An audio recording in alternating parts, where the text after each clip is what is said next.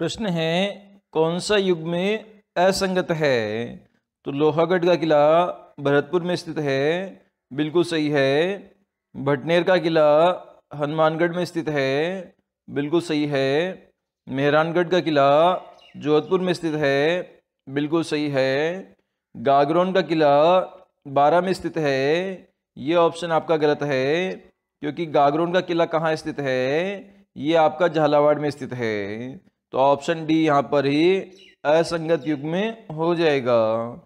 अगला प्रश्न है, पृथ्वीराज रासो के अनुसार राजपूतों की उत्पत्ति कहाँ से हुई है? तो ये अग्निकुंड से हुई है। ऋषि वशिष्ठ ने अग्निकुंड किया था आबू पर्वत पर। इससे 4 राजपूतों की उत्पत्ति हुई थी, जिसमें चौहान, चालुक्य, परमार और प्रतिहारी, इन 4 राजपूत वंशों की उत्पत्ति हुई थी पृथ्वीराज रासो ग्रंथ के अनुसार।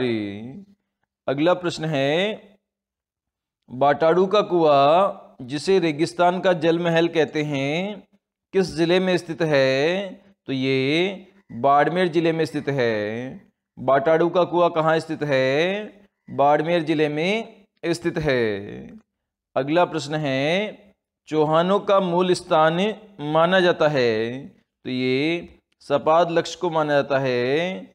चौहानों का मूल स्थान सपाद लक्ष्य को माना जाता है। अगला प्रश्न है, 7वीं शताब्दी में अजमेर दुर्ग की स्थापना किसने की थी? तो ये अजय पाल के द्वारा की गई थी।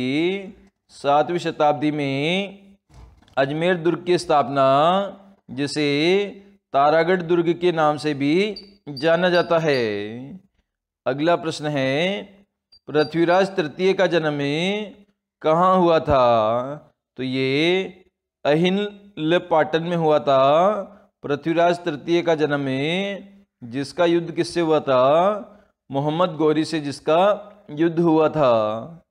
अगला प्रश्न है, अलाउद्दीन खिलजी ने किस दुर्ग को जीत कर उसका नाम खैराबाद रखा था? तो इसने सिवाना का जो दुर्ग है, इसको जीत कर रखा था खैराबाद नाम में। और अगला प्रश्न है, सिरोही के किस शासक ने ईस्ट इंडिया कंपनी के साथ संधि की थी? तो सिरोही के शासक थे शिव सिंह, इन्होंने ईस्ट इंडिया कंपनी के साथ में संधि की थी। अगला प्रश्न है, तराइन का मैदान कहाँ स्थित है? तो ये आपके हरियाणा में स्थित है तराइन का मैदान, जहाँ पर मोहम्मद गौरी और पृथ्वीराज चौहान तृतीय के मध्य युद्ध हुआ था। अगला प्रश्न है, तराइन के प्रथम युद्ध में किसकी विजय हुई थी? तो इसमें पृथ्वीराज चौहान तृतीय की विजय हुई थी पहले युद्ध में, और दूसरे युद्ध के अंदर ही मोहम्मद गौरी की विजय हुई थी। सांबर झील में निम्न में से किस देवी का मंदिर स्थित है? तो यहाँ पर शाकंभरी देवी का मंदिर स्थित है, जो कि सांबर झील में स्थित है। अगला प्रश्न है, निम्न में से कौन राजस्थान के प्रथम मुख्य सचिव बने थे? तो ये के राधाकृष्णन बने थे प्रथम मुख्य सचिव राजस्थान के। अगला प्रश्न है, काजरी शोध संस्थान कहाँ स्थित है? तो ये जोधपुर जिले में स्थित है काजरी शोध संस्थान। और इसके अलावा जो आफरी शोध संस्थान है, वह भी आपकी जोधपुर जिले में स्थित है। अगला प्रश्न है, गोट मांगलो क्षेत्र का संबंध किस खनिज से है? तो ये जिप्सम खनिज से संबंध है गोट मांगलोद क्षेत्र का। अगला प्रश्न है, राजस्थान राज्य में मुख्यतः कोयले की किस्म पाई जाती है? तो यहाँ पर लिग्नाइट कोयले की किस्म पाई जाती है राजस्थान में मुख्यतः है। अगला प्रश्न है, माध्यमिक शिक्षा बोर्ड राजस्थान संचालित करता है? तो ये परीक्षाएं कराता है, पाठ्य पुस्तकों का प्रकाशन करता है और मूल्यांकन कार्य हेतु प्रशिक्षण देता है। ये तीनों ही कार्य माध्यमिक शिक्षा बोर्ड के द्वारा किए जाते हैं। अगला प्रश्न है, क्षेत्रीय शिक्षा संस्थान जिस संस्था के अंतर्गत कार्य करते हैं वह है? तो ये SIERT के अंतर्गत कार्य करते हैं, क्षेत्रीय शिक्षा संस्थान। अगला प्रश्न है, अंता विद्युत परियोजना किस जिले में स्थित है? तो ये आपके 12 जिले में स्थित है अंता विद्युत परियोजना। अगला प्रश्न है, कोपेन ने राजस्थान की जलवायु को कितने भागों में बांटा है? तो इसे 4 भागों में बांटा है, जिसमें आपकी AW, BW, BSHW और CWG इन 4 भागों में राजस्थान की जलवायु को बांटा है। अगला प्रश्न है, चंपानेर की संधि मालवा और गुजरात के शासकों ने संयुक्त रूप से मेवाड़ के किस शासक के विरुद्ध की थी? तो महाराणा कुंभा के विरुद्ध हुई थी चंपानेर की संधि। अगला प्रश्न है, एकलिंग महामात्य ग्रंथ का लेखन कार्य किस शासक द्वारा पूरा किया गया था? तो महाराणा कुंभा के द्वारा पूरा किया गया था एकलिंग महामात्य ग्रंथ का लेखन कार्य।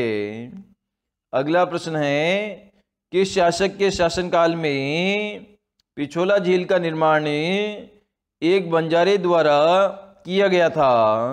तो राणा लाखा के द्वारा किया गया था और अपने बेल की स्मृति में पिछोला झील का निर्माण किया गया था।